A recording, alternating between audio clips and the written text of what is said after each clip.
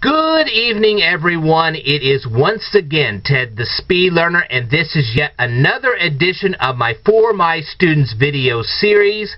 And this particular video is going to be about communication. Okay? And as you can see, I have a whole bunch of notes waiting for you.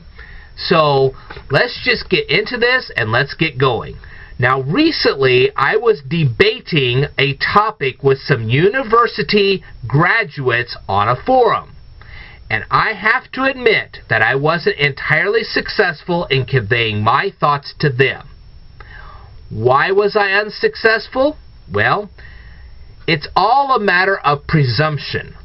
I presumed that they had learned the same communication skills that I've learned over the years, especially early on in life. And it became painfully apparent to me that they had not learned these same skills. And that caused a problem. It was like a MacBook trying to communicate with a Microsoft PC. Doesn't work out too good. Okay? So after I left the forum, I decided to share the communication skills that I've learned over the years with all of you. And the main purpose of this was, I want to communicate successfully with all of you, and I want all of you to successfully communicate with me. If they happen to watch this video and learn something from it, that's great. If they don't, that's fine. It's not a matter of what they may or may not learn. It's only a matter of what I speak to you and what you are able to communicate to me. I want our communications to be very effective. And that's why I'm going to share this.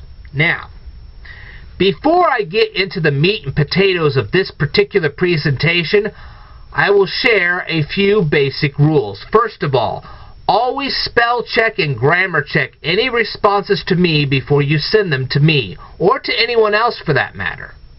Okay?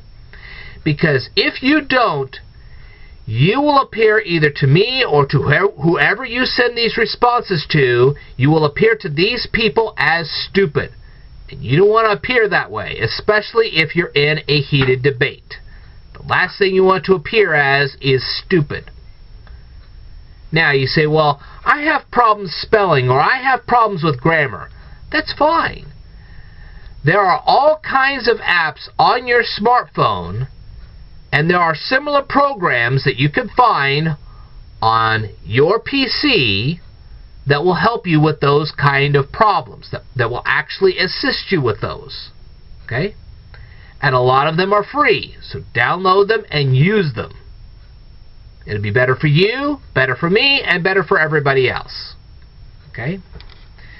Now then, secondly, never use expletives. And here's the reason why. It will make you sound desperate in a debate. And the last thing you want to sound like is desperate. They'll say, well, you couldn't come up with an intelligent answer, so now you're desperate. Don't ever sound desperate in a debate. Because if you start doing that, I'll ban you. Goodbye. Now then. Never hide or overlook important details. Now, I will not ban you for this.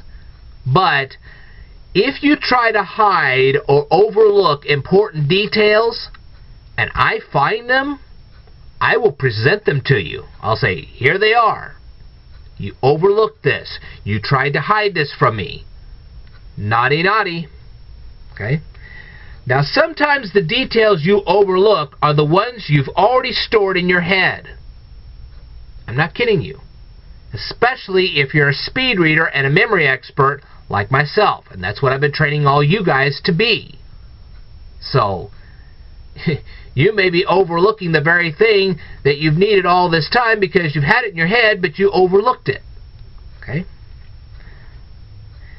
Now, other details that you may have overlooked or you're trying to hide can actually be found in the responses of the people that you are debating, including myself.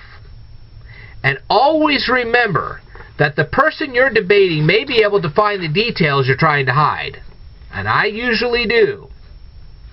So don't try to hide them from me. And yes, I will bring them up if I find them. Now, another thing is, never hide your credentials. But when you're presenting your credentials, make sure you say, I am presenting these credentials so you guys know who you are talking to, who you're discussing this with. I'm not trying to boast at all. I'm just trying to state some simple facts. These are the capabilities I have. These are the things I've learned, so that we can improve communication. Okay? I don't like talking to brick walls. Okay? If you're a white brick wall, it's going to make it a lot harder for me to communicate effectively with you. The more I know about you, the better my communication with you will be. Okay? Now then, if you don't know the credentials of the person you're speaking with, in this case you do, you're talking to me, a quick check of my YouTube channel will give you a pretty good idea who you're talking to.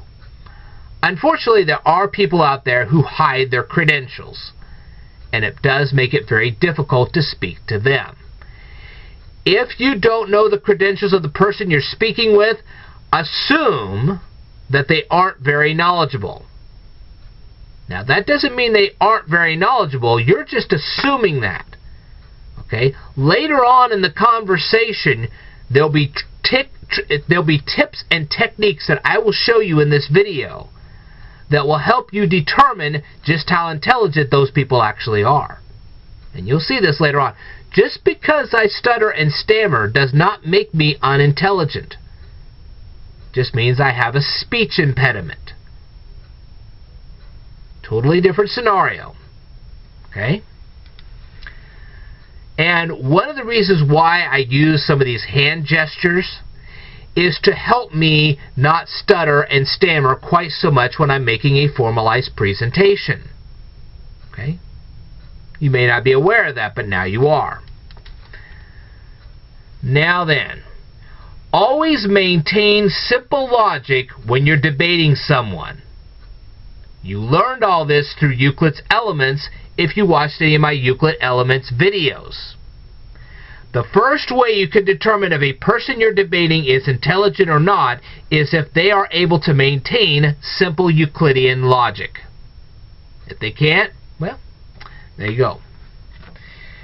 Never evade the questions presented by the person who is debating you. And if they try to evade your questions, then they may be trying to hide a critical fact, or they may not know how to answer your questions properly. That could mean that they may not be as intelligent as they're claiming themselves to be. Now, that's not a definitive there. It's just a possible sign. Big difference. Alright. Now, in a debate, it is crucial that you always back up every statement that you make. Also, make sure you're quoting the right person. Or should I say the correct person. Try to avoid using the word right unless you're indicating a direction. Okay, because a lot of people can get that confused. You may not think so, but they can. So, always make sure you are quoting the correct person. Because if you're not, it's going to make you look like a village idiot. And the last thing you want to do is appear like a village idiot. Okay. Now, you can answer a question with a question if the question you're asking will elaborate on the point you're trying to make. If not, don't try to answer a question with a question. Okay? Now, always maintain your composure during a debate. Remember this, your credentials do not change just because someone criticizes them for some reason. Okay? You'll always have your credentials, regardless of other people's opinions of your credentials. Okay? If you base your ego on your credentials, then you will project a vulnerability to potential bullies. And bullies will do everything that they can. Okay, let me say that again. And bullies will do everything that they can to exploit such a vulnerability. Don't believe me? Try it out. See what happens. Now, I will personally admit that I have rather extraordinary capabilities. But it's the capabilities that are special, not me. I'm not special at all. I'm just an ordinary Joe Blow. I guarantee to all of my students, if they had ever walked into a library and discovered the speed reading that I discovered, and the memory, that memory book, remember I always tell you that this is the memory book that I read so long ago. You know, it's in most libraries. You can find it for yourself. So, if you had combined the two together, like I did, by now you'd have the same capabilities as me. So there's nothing really special about me. It's just the fact that I discovered this stuff. That's what's special. Me, I'm nothing. I'm really not much of anything. It's just what I found was special. Okay? And if I didn't believe that you guys could have the same capabilities as I do now, I would never have presented all these videos in the first place. That's a fact. Okay? Now, always ask lots of intelligent, relevant questions. Do try to find out why someone is seeking particular information. And always try to form some kind of consensus with them. Even if you don't totally agree with every point that they're making. There's always some consensus somewhere. Okay? Now always remember this. Respect is earned. Just because you have a ton of credentials doesn't automatically command respect. Okay? And I'll tell you a couple little stories that confirms this. When I was younger, I worked at a grocery store. And they required us to wear ties. And the main reason why they did this was they were saying, well, it makes you look intelligent. Well, it might look intelligent, but I tell you what, that some of my co-workers back then were not nearly as intelligent as the image they were projecting. I knew them quite well, so I know exactly what I'm talking about. So just because you look intelligent doesn't mean you are. Now, I'll tell you another little story. It was about an accounting teacher that I had, and he really wasn't teaching out of the textbook that we had. Instead, he was teaching out of the documents known as the Financial Accounting Standard Board documents. Now, fortunately, I had gone to a library years before, looked up those documents, and had read them before I ever walked into his class. Otherwise, I would never have recognized his teaching methods. So, as far as subject matter was concerned, he was very intelligent, but he wasn't teaching us out of the textbooks. And that's how a lot of us got lost. So, as you can see, that didn't work out too good. Okay? Now, possessing a diploma or possessing a list of accomplishments doesn't automatically earn you respect. Remember, Nero was an intelligent man with many accomplishments, but very few people respected him. Now, maybe they didn't say that publicly, but if you had asked them privately, they would have told you they didn't respect this guy. And the same thing could be said of Alexander the Great or Genghis Khan. Check your history books. You'll find out that is all too accurate. Now, why do people respect me? It's not because I went to college. It's not because I discovered these skills. Not at all. That just made me look greedy. I want to look greedy or avaristic.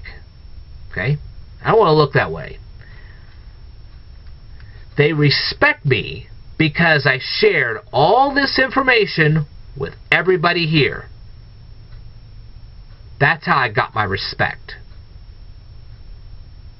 I wasn't one of those people that said, nah, you can't do this. You can't do this, and I can. I never did that. I never did that to you people. I said, hey, I can do this, and I want you to do the same thing. And I'm going to give it to you because I think you need it. And I want you to have it. Let me tell you something. in the economy we have today, I think you need it more than ever. And it benefits me that I'm benefiting you because I'm actually trying to reverse what's going on in our economy today. And I don't want to see what happened in Florida ever happening again. And this is one of the best ways to keep that from happening. You may not believe in it right now, but you'll find out later on that I'm telling the truth. Okay. Now, another thing to remember is never call people names or describe them in some kind of derogatory manner.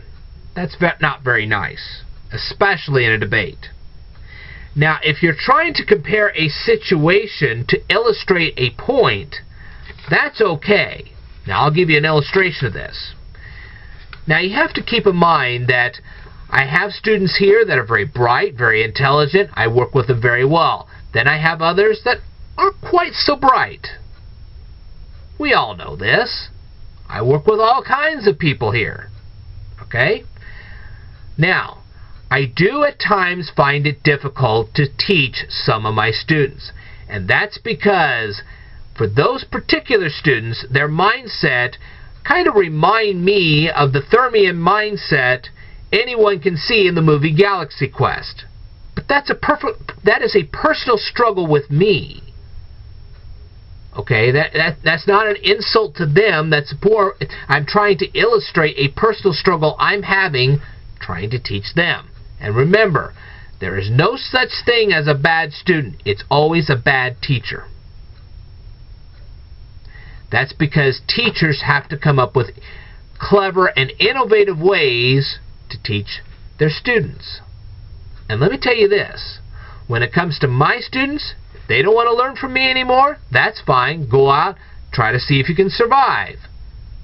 You may quickly find yourself facing eviction, starvation, and bullyism. If not all three, at least one or more of those things can happen to you.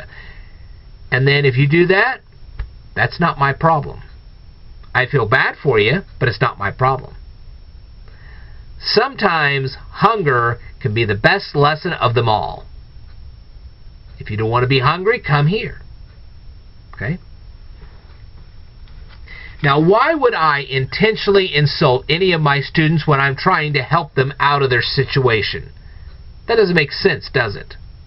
Of course.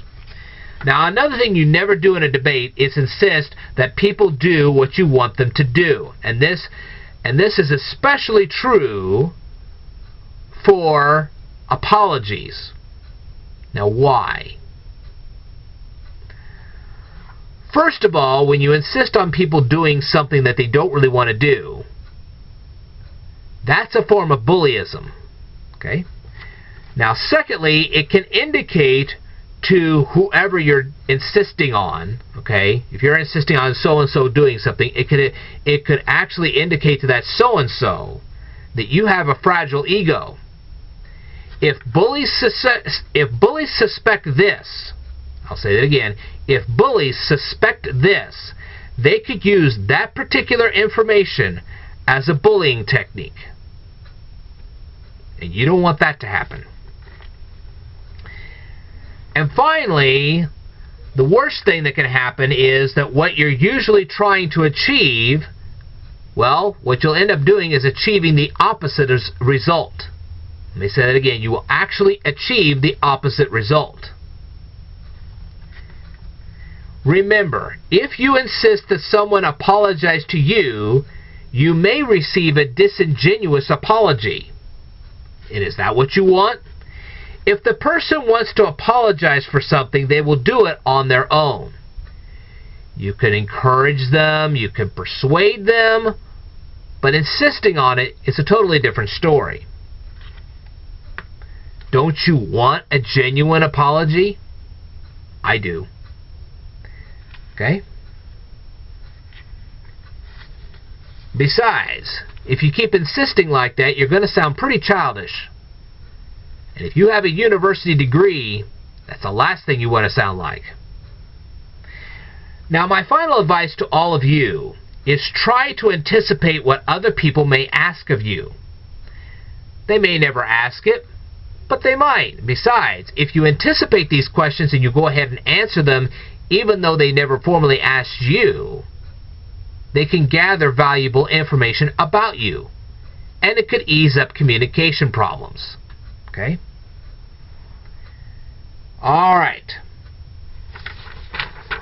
Now, at this point, I'm going to anticipate some questions you may want to ask me. Why did I learn both the Italian and Latin languages? Well, in 1994, as you well know, I mastered the abilities of speed reading and memorizing things quickly thanks to Harry Lorayne. But there are two important rules to speed reading. First, you have to focus on what you're reading. That's why you use the hand movements that I showed you in my Navigating My YouTube Channel 2017 video. And I will do another one this year. So stay tuned for that. Focusing your eyes on your fingers while they slide under the sentences you're reading will fix the problem. But the second rule is a little tougher. You have to store a dictionary in your head. This posed a challenge to me back in 1994. I didn't have the internet. I didn't have a computer. So yes, I did have a very large and heavy dictionary. It had well over 100,000 words in it. But Harry Lorayne seems to encourage a visualization approach to memorization. And from what I understood out of his book, he discourages repetition. Personally, I despise memorizing things. Let me say that again. Personally, I despise memorizing things through repetition. So I kind of agree with Harry Lorayne. As far as I'm concerned, it is a monotonous way to learn anything. And from what I read in Harry Lorayne's book, he seems to agree with this concept. I could be incorrect, of course, but that's how it appears to me. At the time, back in 1994, a family friend gave me a 1932 Latin reader. And I've shown you this before, but I'm going to go ahead and show you this again. Whoa. There you go. My 1932 Latin reader. Okay. Years earlier, one of my English teachers encouraged me to learn Latin. I was having difficulties with English, and she felt that learning Latin would fix those problems. Okay. I wasn't sure back then why she wanted me to learn the language. Of course, I know now. But once I applied Harry Lorayne's memory techniques to learning the material in the Latin reader, I quickly discovered why she wanted me to learn Latin. Finally, I was able to read more books. Okay. Now, unfortunately, in those days, I ran into three problems. The first was a full-time work schedule. Because I had a pattern of working late one day and working early the very next day, I was constantly exhausted. I felt like I had perpetual jet lag. And that made learning a real chore. But it got worse. Obviously, the book was published in 1932. This Latin reader was published back in 1932. Okay? So the English dialect used in that period of time was somewhat different than the dialect that people use today. So I had to find a cipher to decode the Latin book. I scoured my local library for a modern Latin reader. That didn't pan out too good. Now, so what I did was I found the closest equivalent. What I found was a modern-day Italian book. This was a textbook that taught you how to read and write Italian. And it was written by Charles Berlitz. I learned Italian, then I applied what was in the Italian book to the Latin reader, and I was able to decipher what was in the Latin reader. But I had one more problem. I couldn't master the concept of the ablative absolute.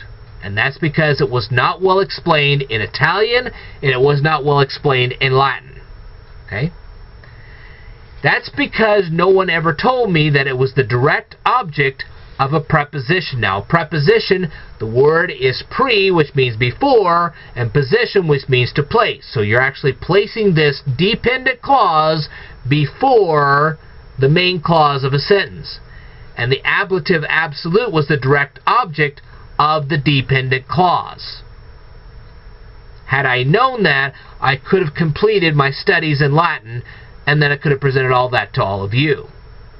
Well, now that I know all this, I can finally decipher the rest of the Latin book, and now I can present it to all of you. Alright, now the next thing I'm going to do is I'm going to teach you guys how to defeat simple and stupid questions. Here's the first question. If you are shown a bathtub by somebody, and they say, well, it's full of water. You look at it and it appears to be full of water. It appears to be. That's the key. And then this person, whether they be your neighbor or your friend or whatever, happens to give you a bucket, a pint pot, and an egg cup. How would you empty the bathtub? Well, think about these questions for a minute and ask anybody who asks you this question the following questions. Who was showing you the bathtub? Was the water in the bathtub a mirage? Let me tell you something. People are really good at painting things, and they could paint that to make it look like there's water in a bathtub, but there really isn't. Remember, magicians can create all kinds of illusions. Even if there was a clear liquid in the bathtub, it doesn't have to necessarily have to be water. It could be hydrogen peroxide. There's all kinds of liquids that could actually be in that bathtub. But it gets better. Did someone soak in the bathtub before you were shown the bathtub? If so, why would you stick your hand in there? Okay? And was this bathtub hooked up to any pipes? And if so, were the pipes leaking or not? Because you don't want to drain a bathtub if the pipes that are going to drain the water away are leaking. Bad idea. Now I could go on and on with this, but I think you get the point. Now you can use the same strategy with the story of Pete and Repeat. And I know you know that story all too well.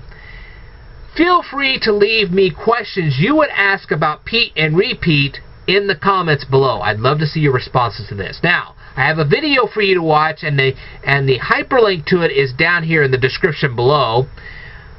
After you watch the video, remember these questions to ask people who ever send you this video. Okay? Why are Sally and Ann playing with just one block? How long had Sally and Ann been friends? Could Sally really trust Ann? Why would Sally go out and play without Ann? If the block was valuable, why didn't Sally take the block with her? You see how stupid this video becomes very quickly? Now, I have something for you guys to think about. A guy brings in a car and the engine block is broken. Now you know that you have to remove the engine from the car to fix the engine block. Do you A, gather 4 co-workers and lift the engine out of the car, or B, hook together a pulley system and use it to extract the engine out of the car? Think about it. Now, when you study using the speed reading and memory techniques I show you every day, you quickly discover that you can read books in just a few days instead of a few months. You no longer have to cram for tests. You can accomplish many things in a very short period of time. Remember, once you soak in this information, you soak it in so quickly, what happens is that when you go to work, or you go to school, or you go wherever you're going, your brain is continuing to process that information even though you're not reading it anymore. That's right. You're still thinking about it after you've read it. That's how the whole system works. You'll think about it the whole day long. You will think 24 hours a day. And the more you store, the more you'll think. That's how it works. Now, if you have to make a split-second decision, these kind of capabilities can come in real big handy. That means you can read a lot of material in a short period of time and probably find the answer you're looking for very quickly. That's a valuable asset to have. And that also means you don't have to necessarily consult a smartphone. This is your smartphone now. Okay? So, now after you speed read a particular text, your brain continues to process the information, as I just said, and it will process it all day long. I've had this personal experience ever since I've had this technique. Okay? This is where the learning process actually takes place.